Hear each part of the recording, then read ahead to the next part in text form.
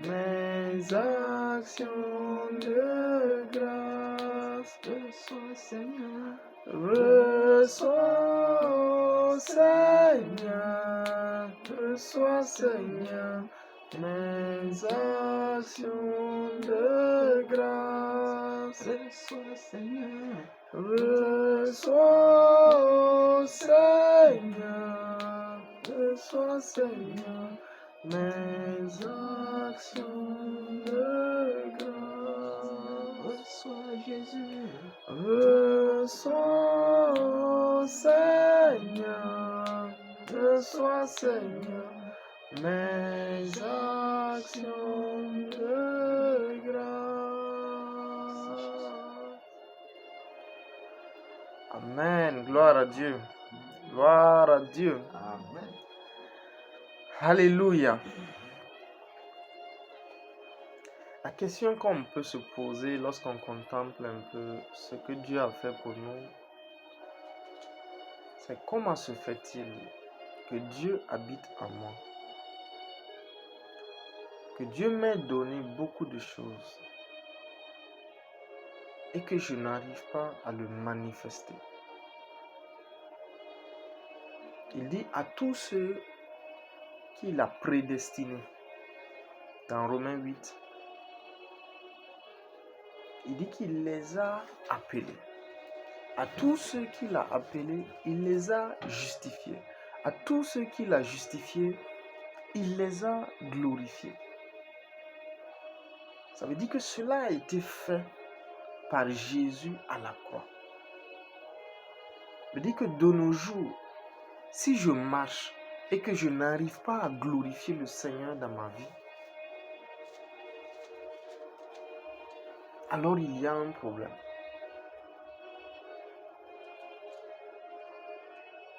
Et je ne peux pas glorifier le Seigneur si je n'ai pas cru. La croissance est nécessaire.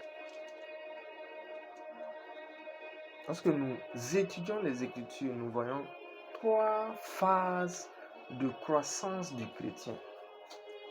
Aucune glorification ne peut venir sans la croissance. Et c'est là que nous n'avons pas compris la marche avec le Seigneur. La Bible dit dans Galates chapitre 4 verset 1, il dit « Aussi longtemps que l'héritier est enfant, il ne diffère en rien d'un esclave. » Il dit « Mais il est mis sous des tuteurs jusqu'au temps marqué par le Père. » Donc nous avons notre héritage de glorifier Dieu. Et la Bible nous dit dans 1 Corinthiens 4, verset 2, nous allons le lire. Il dit qu'il a fait de nous des dispensateurs des diverses grâces de Dieu. L'apôtre Paul qui parle. Il dit, au verset 1, « Ainsi qu'on nous regarde comme des serviteurs du Christ et des dispensateurs des diverses grâces de Dieu. » Il dit, du reste, ce qu'on demande à des dispensateurs, c'est que chacun soit trouvé fidèle. Mais le problème, c'est que si je reste enfant, je ne sais même pas qu'est-ce que je vais dispenser. Donc à chaque fois que dans ma relation avec le Christ, je ne sais pas qu'est-ce que je vais dispenser sur la terre, alors facilement, je peux savoir dans quel niveau je suis.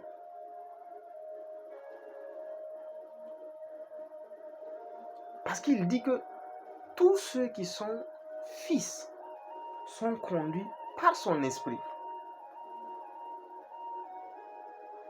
et connaissent la volonté du Père. Permanemment, j'ai le conseil de Dieu dans ma vie.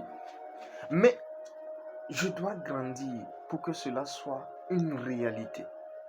Lorsque je demeure dans l'enfance, il y a 4 principales caractéristiques de l'enfant spirituel. Nous avons déjà décrit ça. Mais la première chose, c'est l'inconstance. Je remarque que dans ma marche avec Dieu, je suis inconstant. Aujourd'hui, j'aime Dieu. Demain, je n'aime pas Dieu. Aujourd'hui, je me fonde sur Dieu. Demain, je ne me fonde pas sur Dieu. Je suis enfant. Je suis en train d'apprendre. Je suis en train d'obéir à ma nature. La deuxième caractéristique de l'enfance spirituelle, c'est la dépendance. Je suis totalement dépendant de mes tuteurs. Totalement dépendant. Je n'ai aucune indépendance. Je ne peux faire un travail quelconque pour m'autosuffire, pour être d'une utilité quelconque. Il faut que le tuteur me donne à manger. Il faut que celui sous lequel je suis sous la coupe pourvoie à mes besoins, pourvoie à mon vêtement, pourvoie à toute chose dont j'ai besoin. C'est une dépendance totale au tuteur.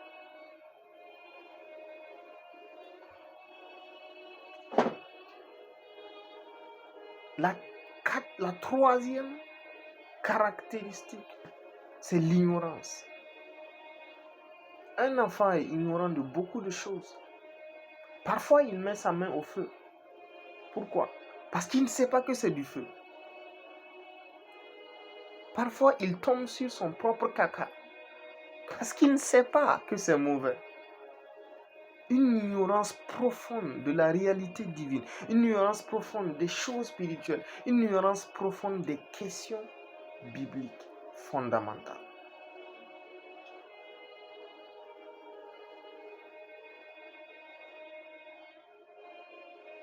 Et donc la dernière qualité, la dernière caractéristique de l'enfance, c'est l'inexpérience. Il n'a pas encore pu de lui-même utiliser quelque chose pour avoir un résultat certain. Et dans le cadre de notre enseignement de ce soir, c'est l'inexpérience de la parole de Dieu. Depuis que je marche avec le Seigneur, je n'ai pas encore pu prendre un verset ou prendre un thème, le mettre en pratique totalement dans ma vie.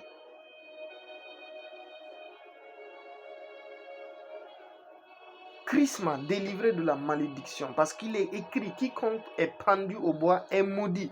Et il l'a fait afin que la bénédiction d'Abraham ait son accomplissement dans ma vie. Mais lorsqu'on me dit, viens, je vais te délivrer de la malédiction, j'y vais. Pourquoi? Je suis inexpérimenté. Bien que plusieurs fois j'ai entendu ce verset, bien que plusieurs fois on m'ait dit ça, je ne sais toujours pas que cela a été fait dans ma vie. L'inexpérience. Je cherche toujours sans pouvoir atteindre le but, sans pouvoir pratiquer. Mais la Bible nous enseigne qu'on peut passer à la phase de fils. Il dit pour cela, pour passer à la phase de fils, il faut premièrement être un amoureux de la parole de Dieu. Parce qu'il faut grandir dans la connaissance de Dieu et de Jésus-Christ. Et pour grandir dans la connaissance de Dieu et de Jésus-Christ, il me faut me cultiver, me nourrir de la nourriture spirituelle de la parole de Dieu. 1 Pierre 2:2. Mais la deuxième chose qu'il faut, c'est la prière. La Bible dit, dans le dernier verset du livre de Luc, il dit, or, l'enfant croissait. L'enfant croissait. Et il se nourrissait des choses sauvages. Donc il croissait et se fortifiait en esprit, et il demeura dans les lieux déserts jusqu'au jour où la parole de Dieu se présenta à lui. Donc nous parlons de Jean-Baptiste. On parle de la fortification en esprit. Jude 1,20 nous dit, il dit, bien-aimés, vous édifiant vous-même sur votre très sainte foi en priant par le Saint-Esprit. Lorsque je prie, je suis en train de me fortifier, je suis en train de me bâtir. Et en tant qu'enfant, je prie pour passer de l'enfant spirituel au stade de fils.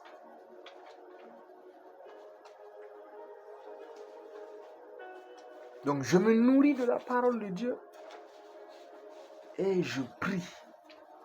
Je communie avec la présence de Dieu dans mon esprit. Il dit dans 1 Corinthiens 14, verset 4. Il dit, lorsque je parle en langue, c'est moi-même que j'édifie. Je n'édifie pas l'église, mais je m'édifie moi-même.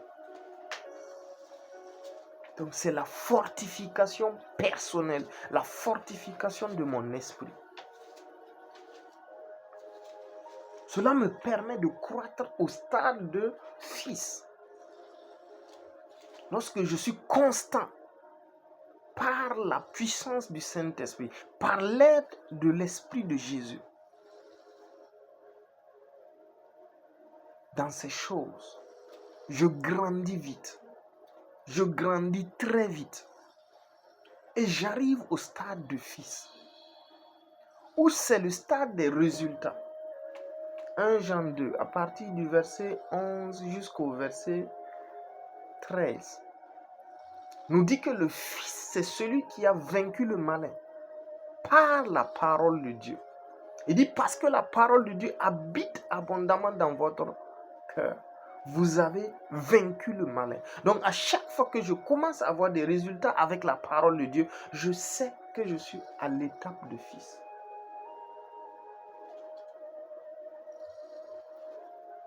Et cette étape est importante. Pourquoi? Parce que ça montre que la parole de Dieu est vraie. Mais avec cette étape, je ne suis pas totalement accompli. Parce que ce que Dieu veut de moi, ce n'est pas un fils seulement. Mais Dieu veut une association, une fusion. Quelqu'un qui connaît la volonté du Père. Quelqu'un qui a réalisé la dimension spirituelle du Père dans sa vie. C'est-à-dire que je migre dans le royaume jusqu'à atteindre le niveau où une grâce peut être déployée sur la terre au travers de ma vie. Là, je suis le Père. Un Père, c'est celui qui peut enfanter. Je peux monter en Dieu jusqu'à enfanter quelque chose de divin.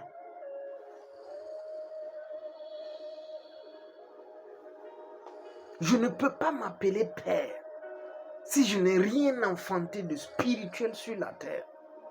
Quiconque a besoin de cette chose spirituelle, quand il vient à moi, cela est transmis.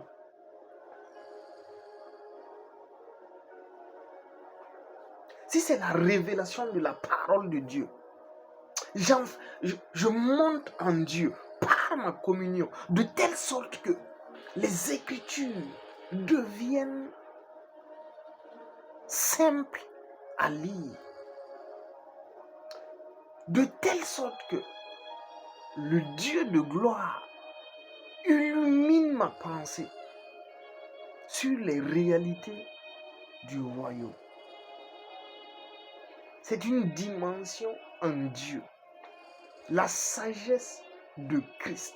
Il dit mystère dans lequel, Christ, mystère dans lequel sont cachés tous les trésors de la sagesse et de la connaissance.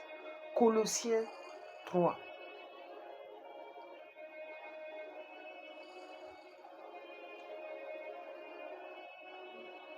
Et Colossiens 2, 3. Donc, lorsque je monte en Dieu par Christ, il y a des choses que je peux obtenir et revenir sur la terre. C'est comme le feu. Je peux entrer en Dieu et ramener le feu spirituel sur la terre. Quiconque m'écoute est embrasé automatiquement. Il est en feu pour le Seigneur. Pourquoi? Parce que c'est une dimension divine en Dieu que j'ai obtenue.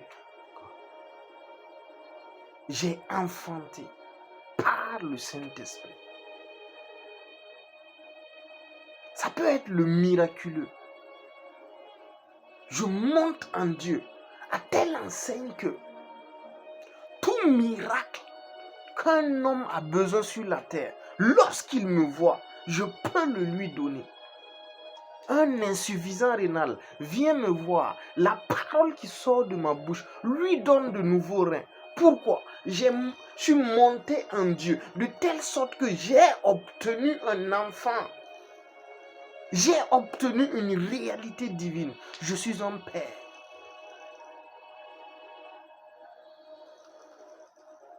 Mais pour arriver, quitter la phase de l'enfant pour aller au niveau de père, afin d'être un représentant légal de Dieu sur la terre, marchant avec une réalité divine, parce que c'est ce que Christ a fait. Il nous a introduits en Dieu, étant plusieurs, afin que chacun de nous, ayant migré en Dieu pour obtenir sa dimension, il puisse le manifester au profit des hommes. Chacun de nous a une grâce spécifique. Lorsque nous continuons la lecture au niveau de 1 Corinthiens 4, l'apôtre Paul nous parle de cela.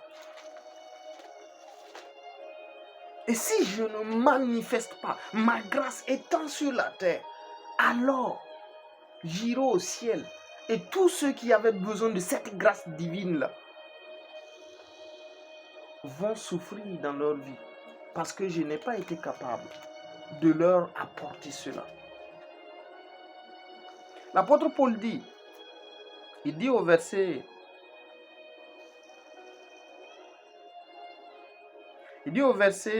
2, 3. Bon. 1 Corinthiens 4. Alléluia.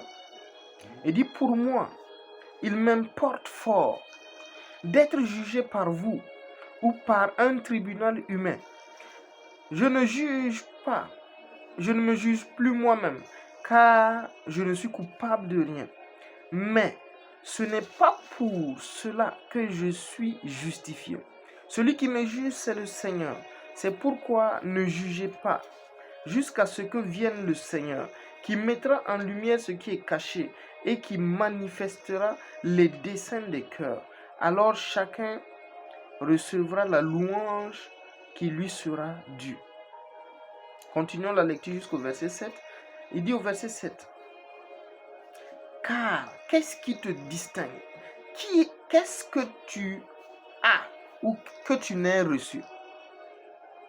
Et si tu l'as reçu, pourquoi te glorifies comme si tu ne l'avais pas reçu? C'est-à-dire à chaque fois que nous montons en Dieu, ce n'est pas pour obtenir, c'est déjà en nous. Nous ne prions pas pour obtenir forcément, parce qu'en Dieu, tout a été disponibilisé dans notre esprit. Christ a déjà payé le prix, cela est disponible. Mais cela est relâché lorsque les réquisitions nécessaires pour son activation sont pourvues. Quand on parle dans Luc 2, 52, qu'est-ce qui se passe? La Bible nous dit quelque chose de très important. La Bible nous dit que Jésus, donc la Bible n'a pas dit l'enfant, la Bible a dit Jésus, croissait en quoi? Premièrement, en sagesse. Deuxièmement, en stature. Troisièmement, en grâce. La grâce, c'est la dimension de Dieu, comme nous l'avons vu. La stature, c'est le caractère de Dieu. Et la sagesse, c'est la nature de Dieu. Donc, Jésus, qui est qui? L'adolescent croissant vers le Fils, a cru en nature divine, en caractère divin et en grâce divine. Donc, je suis apôtre. C'est la grâce que Dieu m'a donnée. C'est un don. La Bible dit dans Éphésiens 4 qu'il est monté et il a fait de dons aux hommes. Donc j'ai reçu ce don. C'est ma grâce que j'ai reçue de Dieu. Mais sa manifestation va être opposée par 3 ennemis.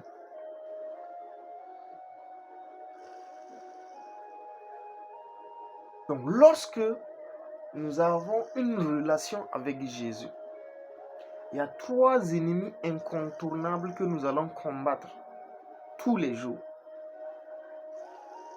Le premier, c'est le monde. La Bible dit dans Marc 8, verset 33, c'est Jésus qui parle.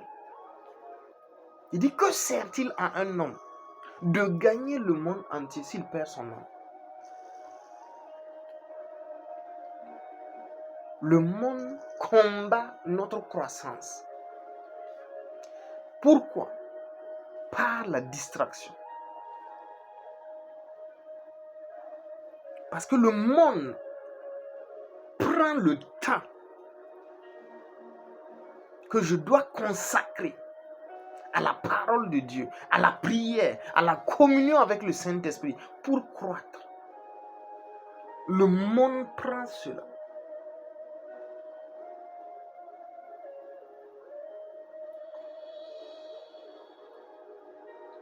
C'est pourquoi il dit que l'amour du monde ne vient point du Père, mais vient du diable. C'est de l'ennemi. Si j'aime ce qu'il y a dans le monde,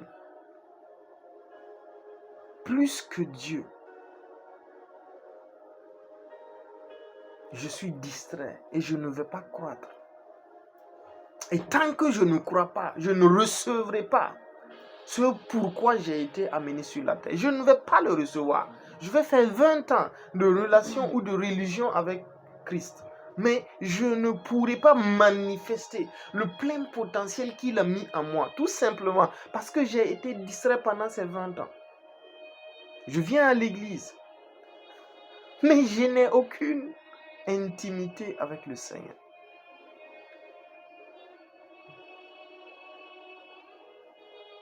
Parce que le monde m'attire. J'ai donné ma vie il y a 5 ans. Le monde m'attire de la même manière qu'il y a 5 ans. Rien n'a changé alors. Donc je suis toujours enfant.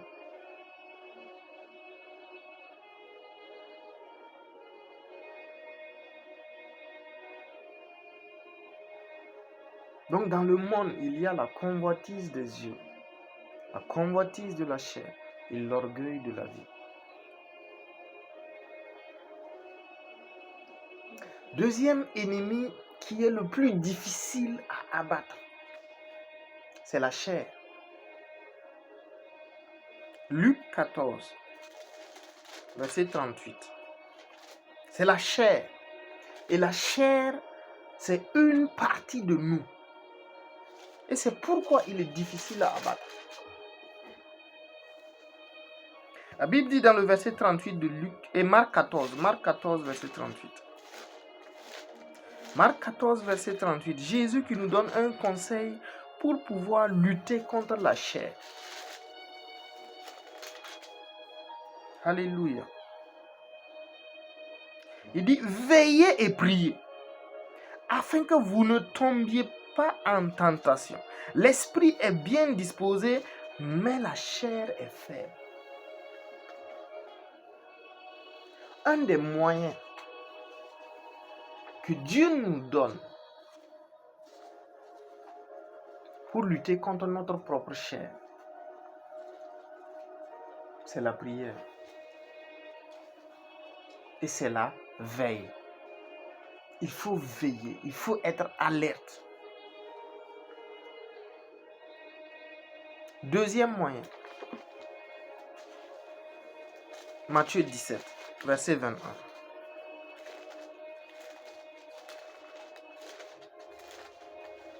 Dieu ne change pas une équipe qui gagne.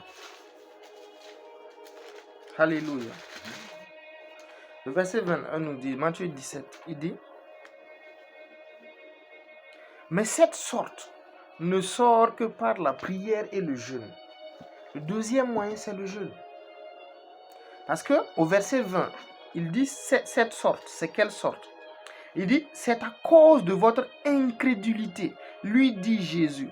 Je vous le dis en vérité, si vous aviez de la foi comme un grain de sénévé, vous diriez à cette montagne, transporte-toi d'ici et jette-toi, et cela s'accomplira, rien ne vous sera impossible. Donc, mais il dit qu'il y a de l'incrédulité qui empêche la manifestation de notre réalité divine. La manifestation de l'accomplissement de nos paroles est liée à l'incrédulité, donc qui est où ça dans notre chair? Lorsque nous avons vu les 12 dimensions charnelles, l'incrédulité faisait partie d'une des dimensions.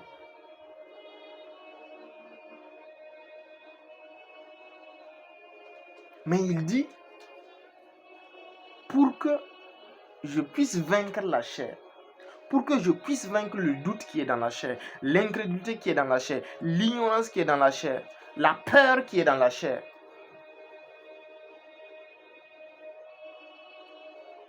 la rébellion qui est dans la chair, le jugement qui est dans la chair, le mal qui est dans la chair, le bien qui est dans la chair. Pour que je puisse vaincre ça, il faut que je jeûne et prie. Donc aujourd'hui, c'est une parole pour les adultes. Parce que le titre de notre message, c'est dispenser les diverses grâces de Christ.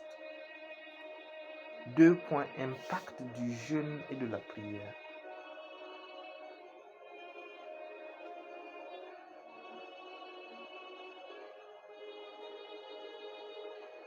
Donc pour le deuxième blocage, le deuxième obstacle, qui est notre chair, c'est le jeûne et la prière qui nous amènent à triompher de notre incrédulité, de notre doute, de notre chair.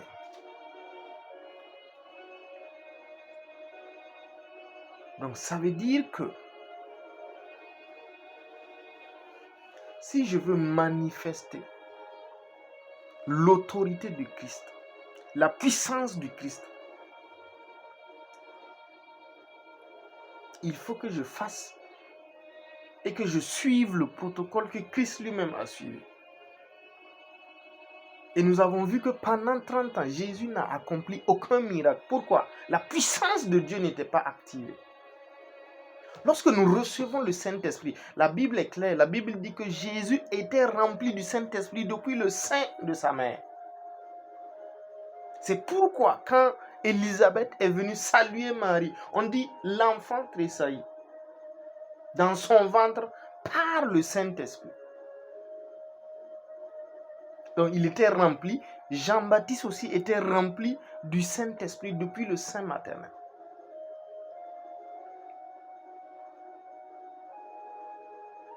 Mais il y a une dimension du Saint-Esprit qu'il ne donne pas à tout le monde. C'est sa puissance. Parce qu'avec la puissance du Saint-Esprit, nous établissons le royaume de Dieu. Mais cette même puissance peut nous causer des problèmes si nous ne sommes pas prêts. C'est pourquoi la puissance est comme... C'est la chose la plus sacrée avec le Saint-Esprit. Lorsque nous montons en Dieu, nous pouvons, dans notre marche, activer la puissance du Saint-Esprit dans notre vie. Mais cela passe obligatoirement par le jeûne et la prière. Pourquoi?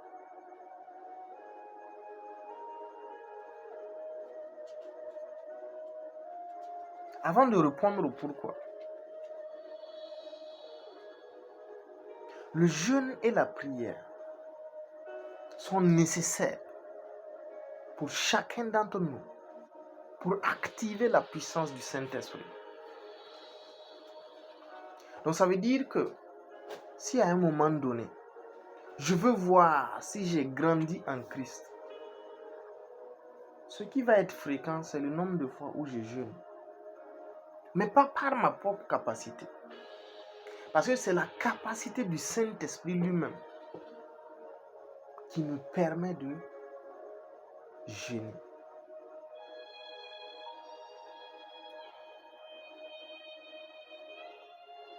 Donc la chair, c'est notre troisième réalité, c'est le corps humain avec ses sens.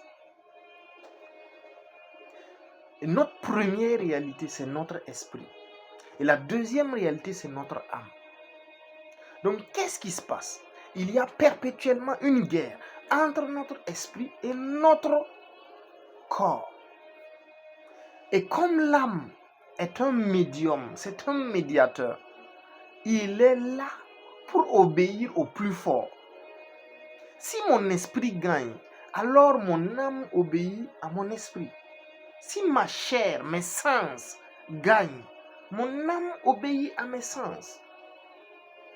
Et si mes sens ont gagné, je reste enfant.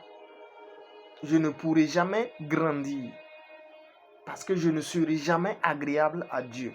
Il dit car nous marchons par la foi et non par la vue. Une fois que c'est par les sens, alors nous ne sommes plus agréables à Dieu. Hébreux 10, 38 dit.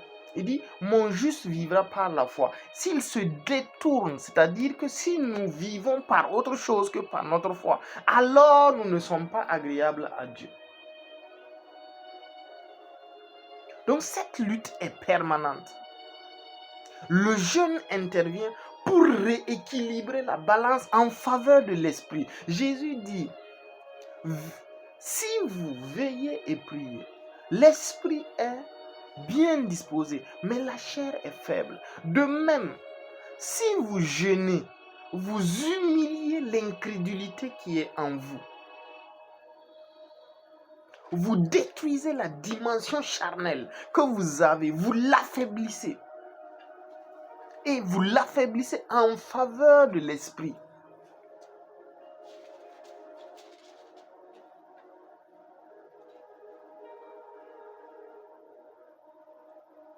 Donc si je veux déclencher la puissance de Dieu, si je veux activer, pas recevoir, lorsque nous avons le Saint-Esprit, nous avons sa puissance.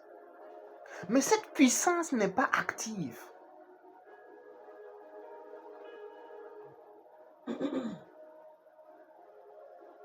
Le Saint-Esprit va activer cette puissance pour deux raisons. S'il a confiance en nous. Et cette raison est très importante. Et sa confiance, c'est le degré de notre obéissance. Il dit, le Fils ne peut rien faire de lui-même. Le Fils ne fait que ce qu'il voit faire au Père. Il dit, Abraham crut, et cela lui fut imputé à justice. Il dit, parce que, Genèse 22, parce que tu n'as pas refusé ton Fils unique, que tu l'as livré pour moi, je le jure, je fais de toi une grande nation. Il y a une certaine obéissance qui plaît au cœur de Dieu.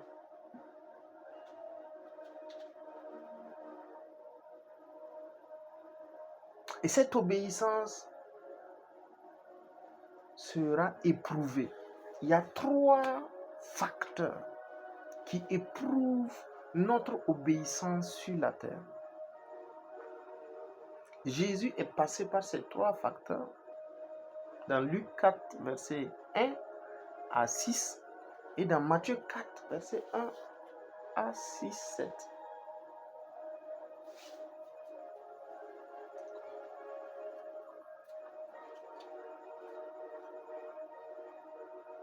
Donc ce sont les tests pour éprouver notre amour pour Dieu, notre obéissance à Dieu. Et quand un chrétien réussit ces tests, alors la puissance est active.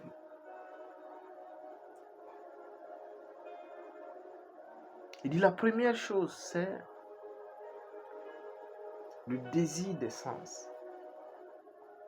Parce qu'il a dit, commande à ces pierres de devenir du pain. Parce que Jésus avait faim. Donc Satan va venir pour nous tester. Dieu nous a dit de jeûner. Satan va venir vers midi. Il va dire, tu es en train de jeûner. Il faut rester là. Les autres là ne gênent pas, mais ils sont forts. Au lieu de manger là, tu vois qu'il y a le repas là. Au lieu de manger. Donc, c'est le test des sens.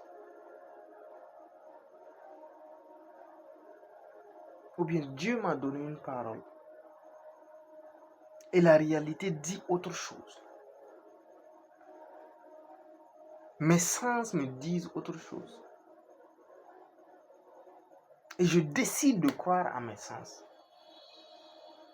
Je dis parce que Dieu a dit que je suis riche.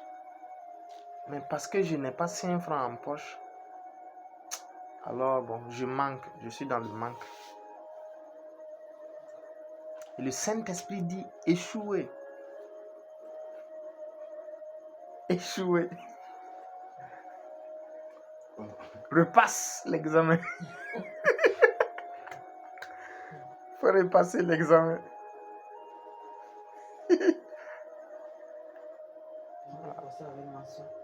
C'est ça. Amen. Gloire à Dieu. Donc le deuxième test, c'est une dimension encore plus élevée.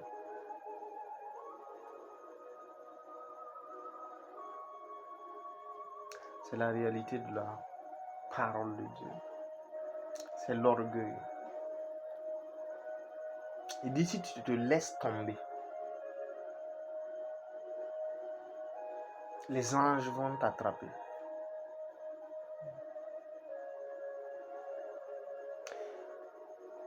Satan vient insuffler des idées orgueilleuses. Il faut que tu jeûnes pour la puissance. Tu jeûnes pour la puissance. Quand tu vas la voir, tu vas leur montrer. Tu vas leur montrer que toi, tu es le chef. Tu vas leur montrer que toi, tu n'es pas quelqu'un au hasard. Donc, la base de ton activité spirituelle est fausse à cause de l'orgueil.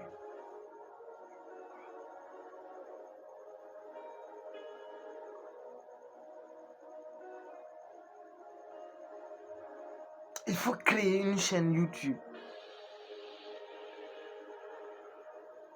pour montrer aux gens que tu as de la connaissance. C'est faux. La base est fausse.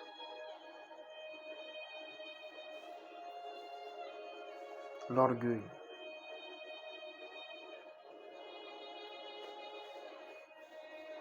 Ou parfois ce qui nous arrive plus dans l'orgueil, c'est Dieu dit aujourd'hui j'aimerais que tu pries 3 heures avec moi. Et parce que j'ai demandé quelque chose hier, Dieu ne m'a pas exaucé. J'ai demandé qu'il y ait des finances, ou j'ai demandé la guérison. Je n'ai pas eu ce que je voulais. J'ai dit, moi je ne vais plus prier. Je vais rester comme ça jusqu'à ce que tu me relèves. Quand tu vas me relever, je vais recommencer. Échec. Parce que même dans la fournaise, sa volonté doit être au-dessus de tout. Une fois que l'épreuve, la fournaise, me fait avoir une attitude de j'ai mon libre arbitre. alors j'ai échoué à l'épreuve.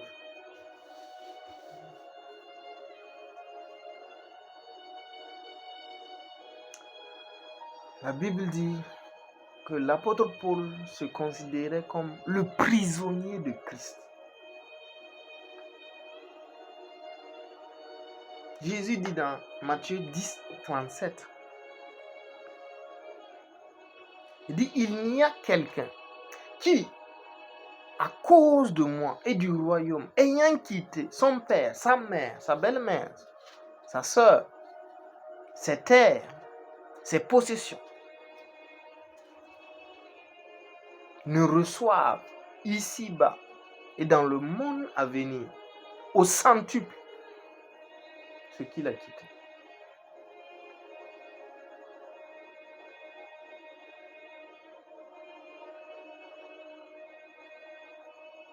Le libre arbitre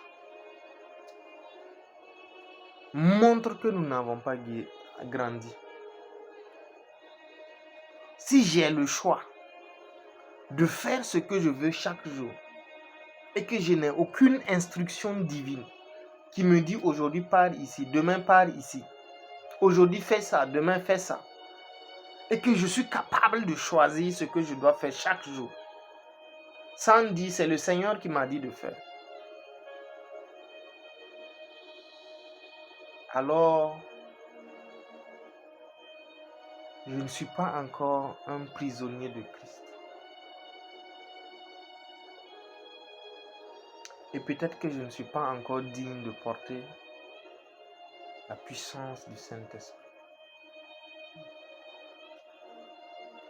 Parce que peut-être que je ferai comme les disciples de Boanerges dans Luc 9, verset 54, qui dit, Seigneur, permets que nous envoyions le feu sur cette ville. Ils ne peuvent pas te manquer de respect. Ils n'étaient pas crucifiés à leur chair. L'orgueil était là. Le libre arbitre était là. Ils n'étaient pas crucifiés du tout. Mais il a fallu qu'ils passent par un temps de jeûne et de prière pendant 10 jours. Et ces hommes qui voulaient envoyer le feu, on vient les attraper, on part mettre en prison, on les bastonne. Ils sortent et ils leur disent de ne plus prêcher le Christ. Et ils disent, voyez vous-même, s'il est sage d'obéir aux hommes plutôt qu'à Dieu. Et quand ils sont allés vers les siens, ils disent, nous sommes heureux d'avoir été battus à cause de Christ. Des prisonniers, des gens qui avaient grandi en Dieu.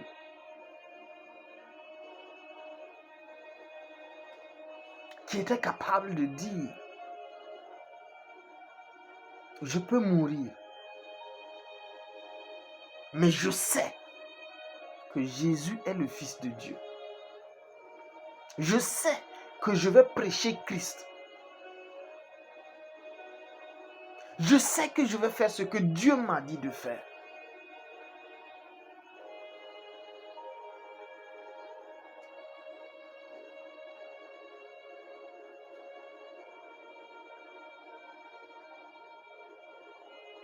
Qu'est-ce qui nous motive? Qu'est-ce qui nous motive dans nos actions? Est-ce une instruction divine? Ou est-ce notre propre pensée? Est-ce qu'il y a une parole de Dieu qui sous-tend nos actions?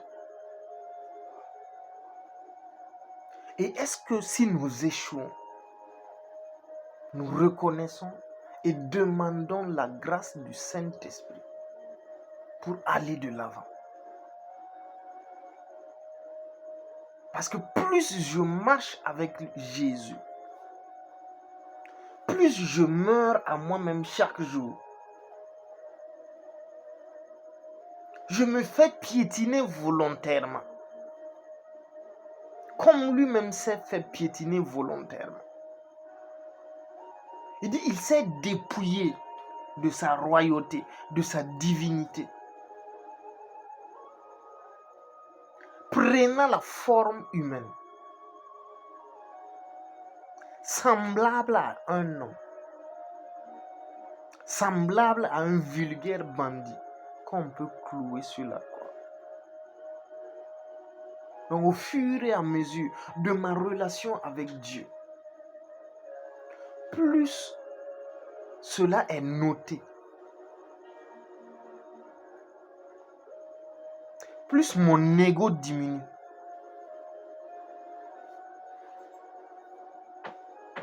Et que le royaume monte. Et que la vérité du royaume monte dans ma vie.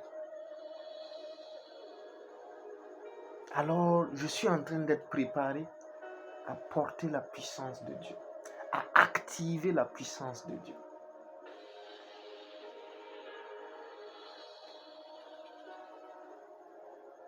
Et le jeûne et la prière peuvent m'aider dans ça. Parce que lorsque je jeûne, c'est comme une offrande de la chair. La Bible dit que Dieu déteste les actions charnelles. Il dit, il y a une inimitié entre l'esprit et la chair. Galates 5, 16. Nous allons le lire. Galates 5, 16.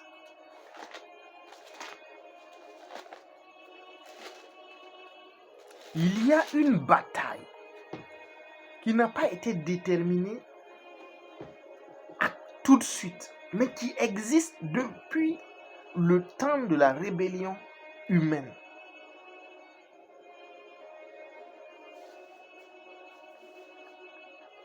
Il dit, je dis donc, marchez selon l'esprit et vous n'accomplirez pas les désirs de la chair. Car la chair a des désirs contraires à ceux de l'esprit. Et l'esprit en a de contraires à ceux de la chair. Ils sont opposés entre eux, afin que vous ne fassiez point ce que vous voudriez. C'est une opposition permanente. À chaque fois que je peux décider de moi-même ce que je dois faire, alors je suis en train d'obéir à la chair.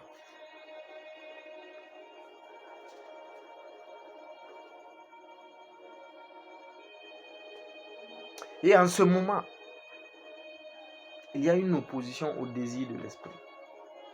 Il y a une opposition à la volonté de Dieu. Et lorsque je grandis, à chaque fois que j'ai fait une décision qui s'oppose à la volonté de Dieu, j'en suis conscient. Je sais qu'ici, là, ce n'était pas la volonté de Dieu. Mais j'ai fait quoi? J'ai échoué.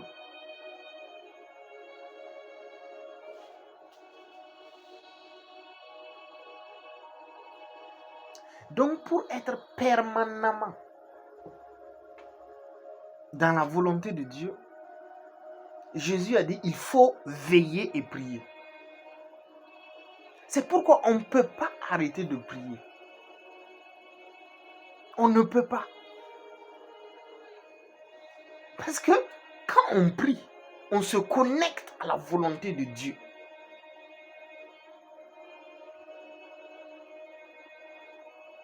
Pour agir selon cette volonté. Quand on prie, la capacité du Saint-Esprit nous est donnée.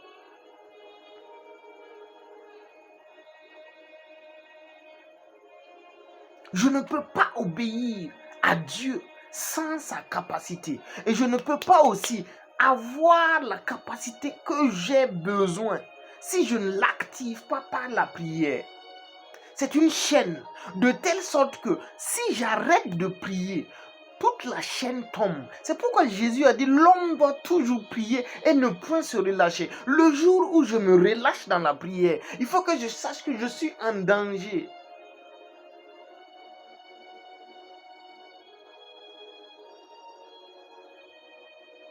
Je suis en danger spirituel. Parce que je vais désobéir à Dieu tout le temps. Tout le temps où je ne prie pas, je ne peux pas avoir la capacité d'aller à l'encontre de Satan. Parce que lui, il est une force spirituelle. Donc, il me faut une force spirituelle pour contrecarrer les résultats de ce qu'il a planifié dans ma vie. Il peut avoir planifié le sommeil, il peut avoir planifié la paresse, il peut avoir planifié le découragement, il peut avoir planifié la tristesse, il peut avoir planifié l'épreuve. Mais quand je prie, la Bible dit que la capacité, la force m'est donnée pour que je puisse agir par l'esprit.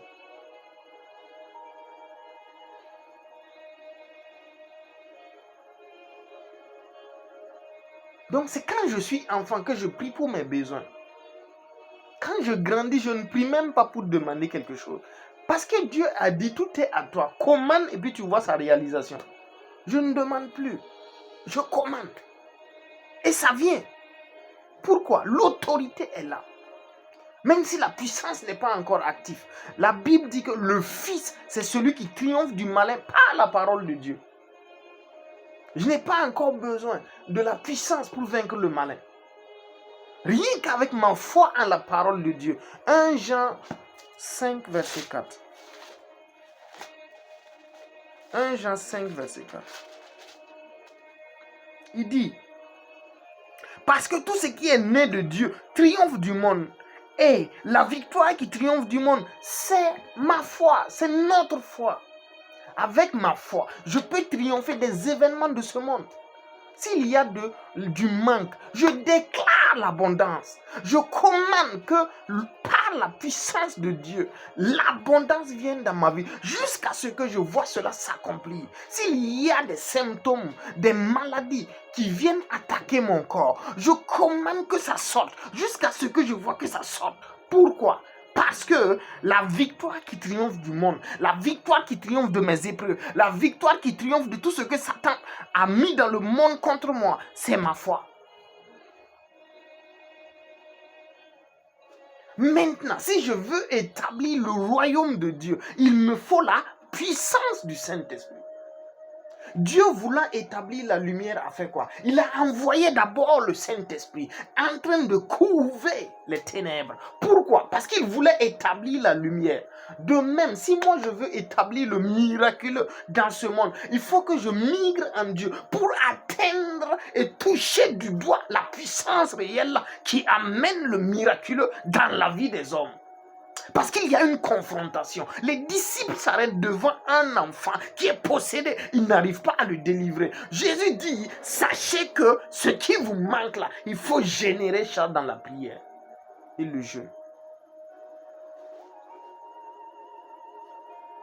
Donc quand j'échoue devant mes défis, ça veut juste dire que ma préparation n'est pas totale. Je rentre dans mon lieu secret et je ressors 2 mois après. Je ressors 3 mois après. Parce que je dois vaincre. Il dit, je suis un triomphateur.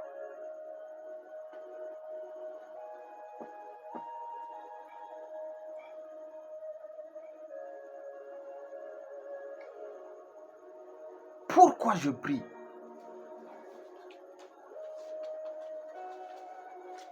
J'active la dimension divine que Dieu a mis en moi. Il a mis des grâces. 2 Corinthiens 4, 7. Il dit, nous portons en nous cette grande puissance. Cette grande puissance. Ce trésor inestimable. Nous le portons en nous. C'est là. Il y a des choses que Dieu a mis en moi. Il y a des choses que Dieu a mis en chacun de nous ici.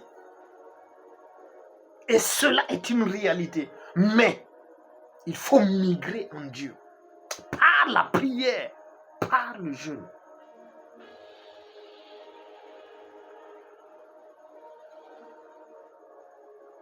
Ma dimension divine se manifeste, s'active. Lorsque ma chair est soumise, lorsque ma chair est crucifiée. Alors que je ne peux crucifier ma chair, si ce n'est pas la capacité de Dieu. C'est pourquoi le Saint-Esprit est venu. Parce que par moi-même, je ne peux pas lutter contre Satan, je ne peux pas lutter contre la chair. Je ne peux pas. Parce que sans la capacité du Saint-Esprit, la balance est équilibrée.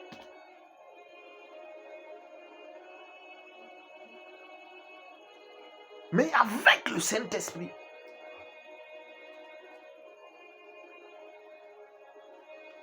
que je vais solliciter par la prière.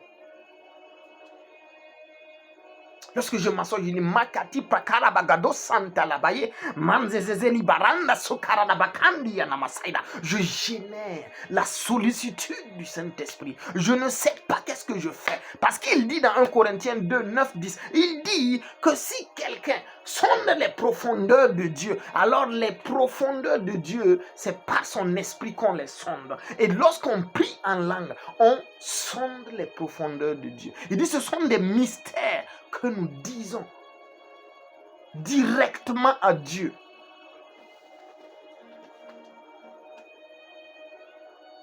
Le langage du Saint-Esprit est la véritable prière. La prière en intelligence est bien. Mais ce qui est beaucoup plus excellent, c'est le parler en langue.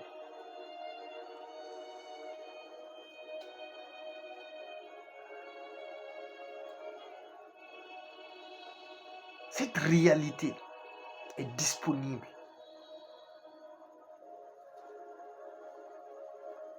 Je veux marcher dans toutes les grâces que Dieu a mis dans ma vie. Le chemin n'a pas changé. Il faut prier et jeûner jusqu'à ce que cette grâce soit activée. Il n'y a pas un autre moyen. Depuis des temps anciens, depuis Adam, le jeûne et la prière sont les moyens pour activer le règne de Dieu sur la terre. L'homme doit toujours prier et ne point se relâcher. L'homme doit toujours prier et ne point se relâcher.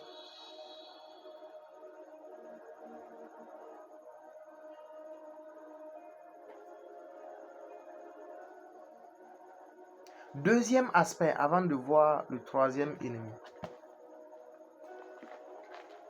Deuxième aspect du jeûne. 1 Roi 21, verset 21. 1 Roi 21, verset 21, rapidement.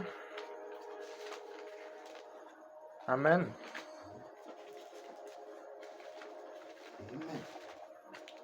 Yes. La Bible nous dit, il dit, voici, je vais faire venir le malheur sur toi. Je te balayerai, j'exterminerai quiconque appartient à Akab, celui qui est esclave, celui qui est libre en Israël.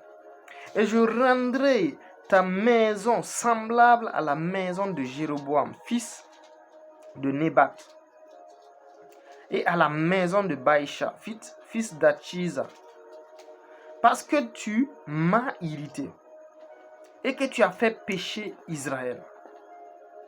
L'Éternel parle aussi sur Jézabel, etc. Donc, passons directement au verset 27. La Bible dit, après avoir entendu les paroles d'Élie, Akab déchira ses vêtements, il mit un sac sur son corps et il jeûna. Il se coucha avec ce sac et il marchait lentement. Et la parole de l'Éternel fut adressée à Élie le Tishbite en ces mots. As-tu vu comment Akab s'est humilié devant moi? Parce qu'il s'est humilié devant moi, je ne ferai pas venir le malheur pendant sa vie, mais ce sera pendant la vie de son fils que viendra le malheur. La puissance du jeûne. Un roi qui s'est détourné de Dieu, qui a fait tout ce qui est mal aux yeux de l'Éternel, tuer les prophètes de l'Éternel, abattre les autels et mettre l'autel de Baal.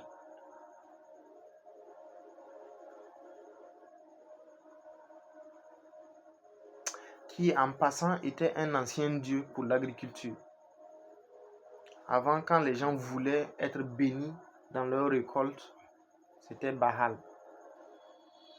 qu'ils sollicitaient.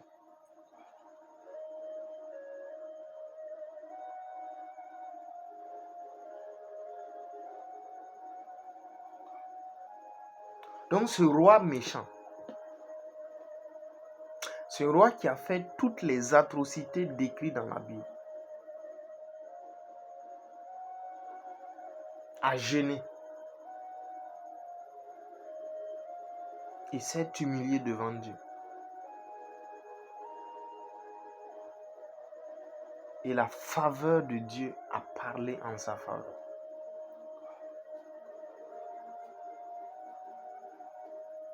La puissance du jeûne.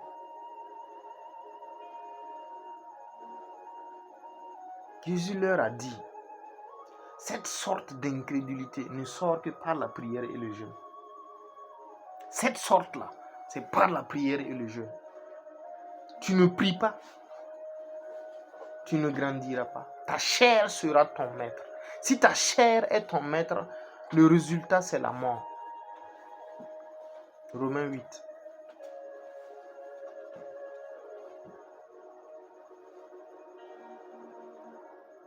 Donc par le Saint-Esprit, nous pouvons grandir en Dieu. Nous pouvons manifester les diverses grâces de Dieu. Nous pouvons dispenser les diverses grâces que Dieu a mis en nous par son esprit, en demandant tout simplement au Saint-Esprit, viens, aide-moi. Si tu ne l'as pas encore reçu, mais si tu l'as déjà reçu, parle avec lui. Il y a des choses que tu as mis en moi, Saint-Esprit. Je veux qu'elles se manifestent. Donne-moi la force de faire ce qu'il faut. Et le Saint-Esprit va pourvoir cela.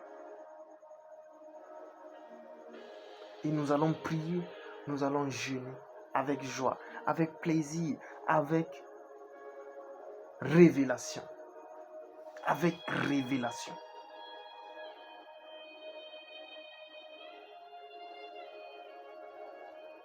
Quand nous rencontrons les souffrances, les gens viennent t'exposer des choses. Toi-même tu dis, mais c'est comme si je suis impuissant. Parce que je n'ai pas activé la puissance de Dieu. Parce que le troisième ennemi, c'est Satan. C'est le diable. La Bible dit, dans Jacques 4, verset 7. Jacques chapitre 4, verset 7. Alléluia.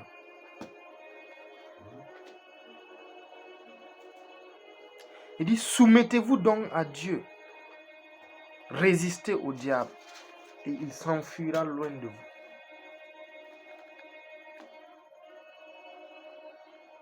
Lorsque nous jeûnons et prions, nous nous soumettons à Dieu. Parce que c'est son protocole. C'est lui qui a établi. Nous n'avons pas le temps, mais nous allons faire un autre enseignement un jour. Les 7 dimensions divines que les patriarches ont découvert en Dieu.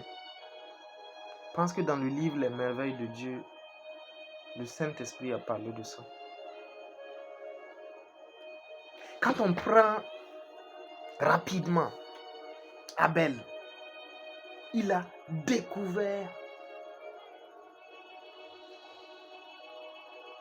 le protocole des offrandes sacrificielles. La Bible dit, il a offert à Dieu les premiers-nés de son troupeau. Ça veut dire ce qui allait perpétuer la descendance animale. Ce qui était plus cher, parce que les premiers-nés, c'est sur quoi ton espérance est. Tu as peut-être ton dernier franc. Et Dieu dit dans ton cœur, sème-le à l'église. Sème-le dans la vie de celui-ci, de un tel, de telle personne. Mais c'est toute ton espérance là.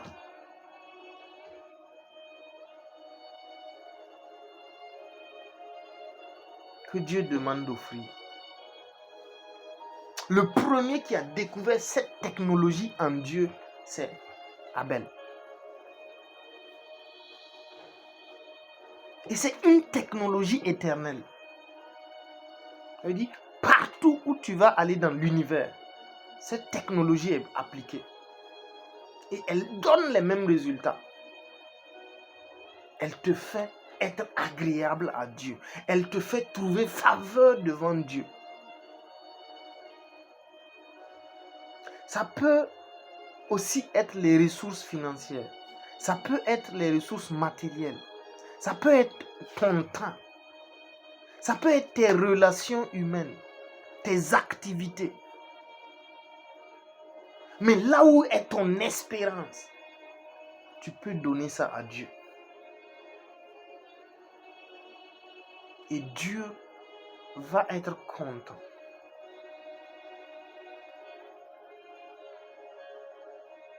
Quand vous prenez le patriarche Enoch, lui, il a découvert la technologie de l'intimité divine. Comment communier avec Dieu. La Bible dit, Genèse 5, il dit, Enoch marcha avec Dieu. 22 et 24. Et il ne fut plus. Il marcha avec Dieu. C'est l'intimité. Il a découvert que être un intime de Dieu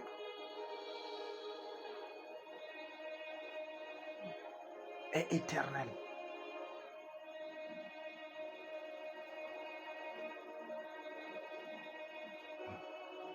Noé, lui, il a découvert l'intégrité de Dieu. C'est une technologie divine. C'est l'obéissance. La Bible dit, Noé, Genèse 7, je crois, Noé était un homme intègre dans son temps. Intègre, fidèle à Dieu, à tout ce que Dieu disait.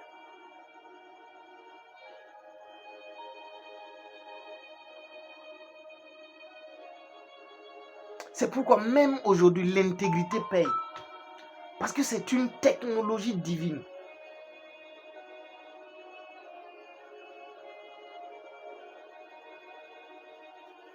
Le patriarche Abraham,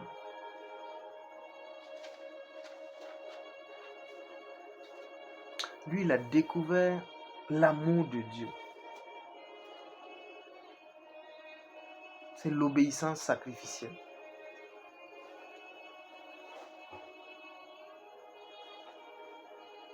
Actuellement, nous avons déformé l'amour. Ce que nous connaissons de l'amour n'est pas de l'amour.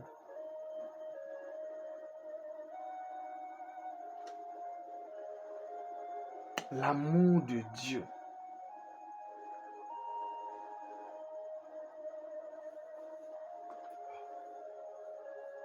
C'est sa bonté sacrificielle. Abraham a découvert cette technologie. Et cela l'a propulsé sur toute sa génération.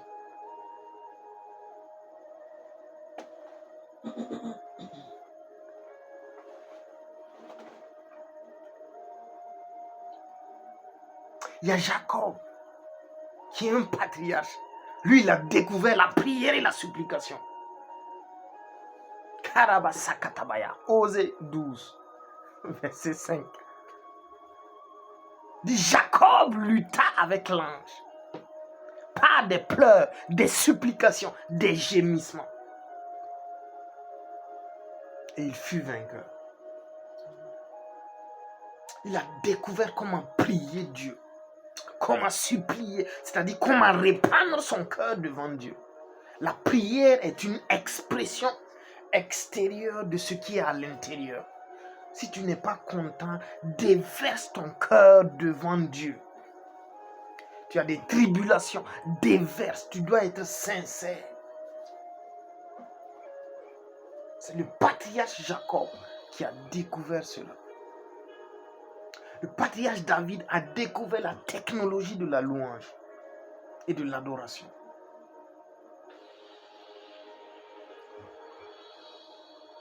La Bible dit, lorsqu'il louait, les esprits s'apaisaient, les esprits se calmaient.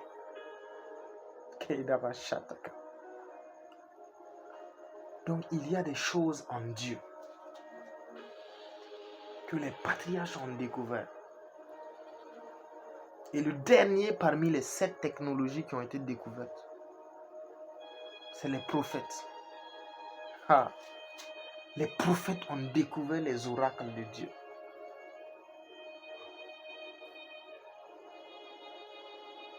Le prix des oracles de Dieu.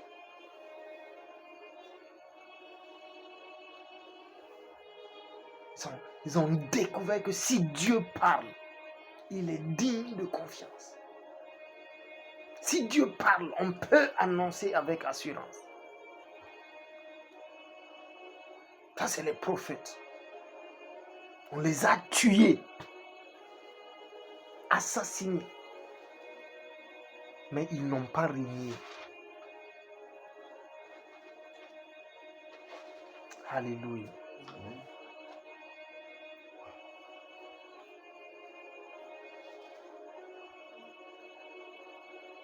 Satan est l'ennemi. Le dernier ennemi. Mais parmi les 3, ce qui nous fatigue plus, c'est la chair. Ce qui peut faire retarder quelqu'un pendant 20 ans, c'est la chair. Nous sommes parfois trop accros à nos sens, trop accros aux traditions humaines, trop accros au doute, à la peur, à l'orgueil. La chair, 12 dimensions. Nous allons revenir sur ça un autre jour.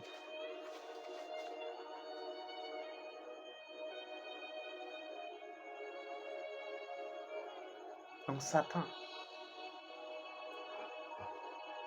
nous n'allons pas le voir ici parce que ça va durer. Mais lui, il exagère les effets du monde et de la chair. C'est son rôle principal. Et il est impliqué dans tout ce qui n'est pas naturel. Avec ma foi, je peux triompher facilement d'une maladie naturelle. Une piqûre de moustique, des trucs comme ça. Je peux triompher facilement avec ma foi. Mais lorsque Satan est impliqué, lorsqu'une force spirituelle est impliquée, il me faut la puissance de Dieu pour pouvoir facilement vaincre. Sinon, par la foi seulement, ça va durer. Et c'est pourquoi le Seigneur a dit, par la foi et la persévérance, nous héritons les promesses de Dieu. C'est cette dose de persévérance qu'il va falloir ajouter à la foi si Satan est impliqué.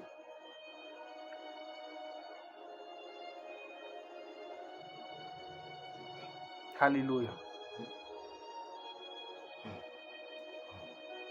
Donc jeûner et prier, c'est une nécessité vitale pour le chrétien.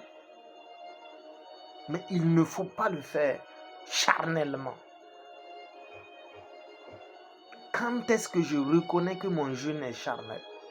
C'est lorsque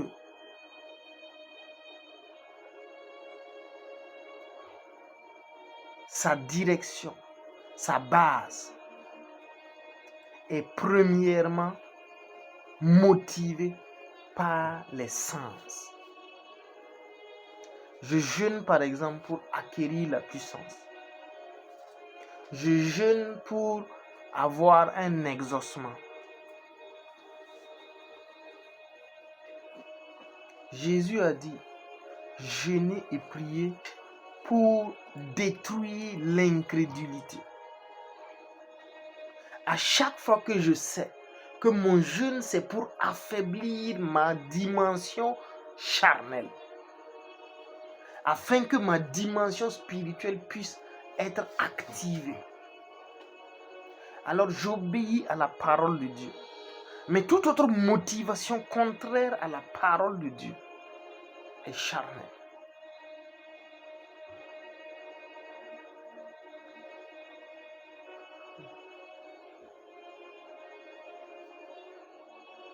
Quand est-ce que je sais que mon jeûne est agréable à Dieu? Lorsqu'il est focalisé sur la volonté de Dieu. Lorsqu'il est motivé par le Saint-Esprit. Et nous avons vu dans le livre Combattre avec les armes de Christ qu'il y a 7 conduites du Saint-Esprit. La première chose, c'est les impulsions. Luc 4, 1. On dit Jésus poussé par le Saint-Esprit. Parfois, le Saint-Esprit nous pousse. C'est-à-dire que tu ressens à l'intérieur de toi une envie forte de faire quelque chose de spirituel. Et tu sens que ça là, c'est pas ta chair. Ça, c'est les impulsions du Saint-Esprit. Ou bien tu ressens ce qu'on appelle des avertissements. On l'a vu la dernière fois. Luc 2, 26. A dit que tu as conscience. C'est comme si dans ta conscience, le Saint-Esprit a imprimé quelque chose. Et à chaque fois que tu penses à ça, tu perds ta paix. C'est un avertissement. Il y a le trouble de l'esprit. Même chose. Donc, tu sens à l'intérieur de toi que tu es troublé par quelque chose. Je pense que ça, c'est dans Marc 2, 8. Tu es troublé par une information. Tu perds vraiment ta tranquillité. Quand tu ne fais pas quelque chose, tu perds ta tranquillité.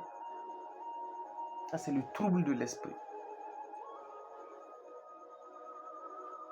Ensuite, il y a les enseignements de l'esprit. Ça, c'est Luc 12, 12. Où le Saint-Esprit vient t'enseigner des choses. Par A plus B, il construit des choses dans ta vie. Il t'envoie dans la parole de Dieu pour expliquer certaines choses.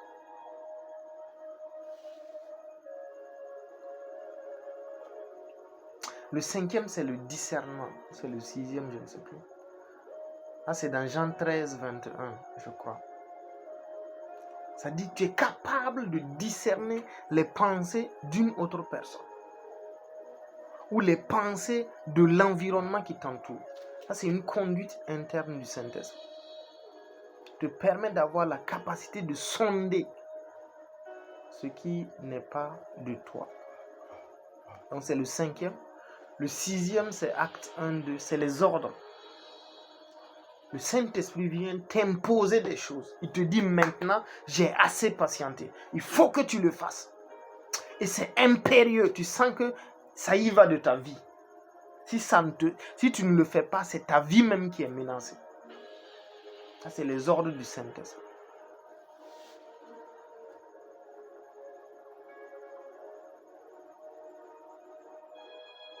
Alléluia. Donc, demeurez bénis. Nous allons continuer la prière. Shalom, shalom. Gloire à Dieu.